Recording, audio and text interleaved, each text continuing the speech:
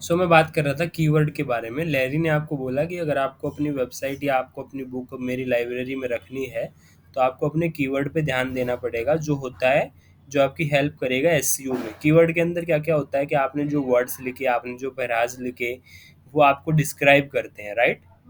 तो वो आपकी एसईओ के अंदर हेल्प करेंगे। अभी मोटा मोटा समझ लो, डिटेल के अंदर बाद में जाएंगे। तो ठीक है। कीवर्ड समझ में आया क्या होता है?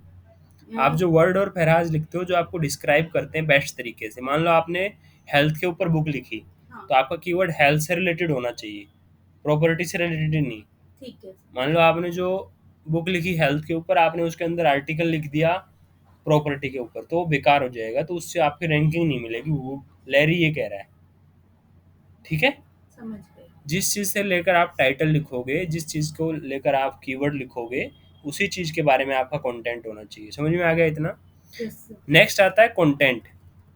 Okay. So Larry made sure that your book was interesting and full of useful information. Larry यानी कि गूगल आप मान सकते हो, वो इस चीज़ को चेक करता है कि जो आप कंटेंट लिखते हो वो अच्छा होना चाहिए, फुल ऑफ यूजफुल होना चाहिए, इन्फॉर्मेशन जो भी रिक्वायर्ड इन्फॉर्मेशन उससे फुल होना चाहिए, प्लस वो इंटरेस्टिंग वे में होना चाहिए। ऐसा बोरिंग नहीं होना चाहिए, बोरिंग होगा तो यूजर वहाँ पे पढ़ेगा नहीं उस चीज़ को। जैसे एग्जांपल। इंटरेस्टिंग वे में किसी चीज़ को लिखना, जैसे मान लो आप किसी चीज़ को अच्छे तरीके से बता रहे हो जिससे लोगों को समझ में आ रहा है, यूजर एक्सपीरियंस बढ़ रहा है, मतलब बोरिंग ना पढ़ने में होता है, मजा आ रहा है। इंटरेस्टिंग होनी चाहिए। हाँ, इंटरेस्टिंग होनी चाहिए आपका कंटेंट जितना भी है। So with SEO you need to create high quality content on your website, on your book.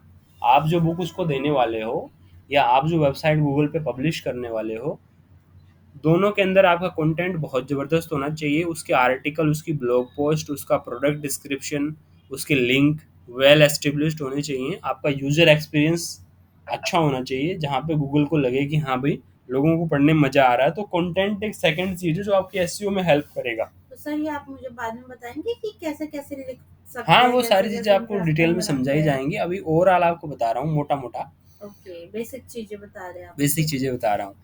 Third चीज़ जिसकी मैं बात कर रहा था वो है रेलिवेंसी।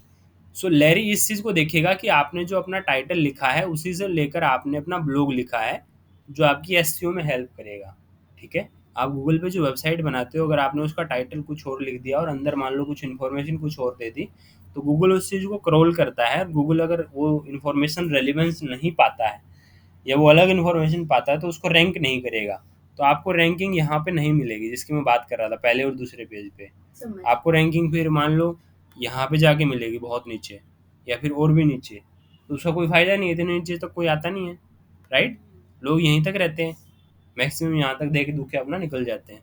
तो इसके लिए आपको रेलिवेंसी का ध्यान रखना बहुत ज़रूरी है। नेक्स्ट चीज़ आपको ध्यान देनी है यूज़र एक्सपीरियंस, जो आपकी एसईओ में हेल्प करता है। Larry made sure the library was easy to navigate. मान लो आप अपनी वेबसाइट पे कोई लिंक लगा रहे हो, तो क्लिकेबल होना चाहिए। मैं आपको दिखा देता हूँ, जैसे मान लो यही वेबसाइट है, हमने इसी का एग्जांपल जैसे लिया था। जैसे स्पॉन्सर्ड वेबसाइट है, मान लो गोदरेज प्रॉपर्टी, हम इसको ओपन करते हैं। सो इसके अंदर जैसे मान लो मैं यहाँ पे क्लिक करता हूँ, तो ये क्लिक हो रहा है, ये क्लिक होना चाहिए। अब जैसे मान लो ये लेट क्लिक हो रहा है, बट क्लिक हो रहा है। फॉर एग्जांपल, तो अबाउट पेज इनका खुल गया, यहाँ पे इनके बारे में आपको पता चल जाएगा। फॉर एग्जांपल मान लो आपने वीडियो पे क्लिक किया, तो ये वीडियो वाले सेक्शन पे चला जाना चाहिए। समझ में आ गया? हाँ जी। अगर ये सही तरीके से जा रहा है तो इसका मतलब सही है, आपने यूजर एक्सपीरियंस अच्छा किया है, और नहीं तो खराब किया है, ठीक है? अच्छा, मतलब अगर आपको उस चीज पे ले जा रहा है आपका पेज ऑन टाइम, तो आपका यूजर एक्सपीरियंस अच्छा है। अदरवाइज वो नहीं खुल रहा है तो यूजर एक्सपीरियंस अच्छा नहीं है। हाँ, बिल्कुल। जब आपकी वेबसाइट पे यूजर फ्रेंडली आप काम करते हो, जिससे मतलब बंदा कोई चीज़ को क्लिक करता है तो वहाँ पे वो पहुँच जाता है विदाउट एनी ट्रबल, उसको कोई दिक्कत नहीं आती, तो दैट इज़ कॉल्ड यूजर मतलब एक्सपीरियंस। Less customer effort. हाँ, कस्टमर को कम से कम एफर्ट करना पड़े।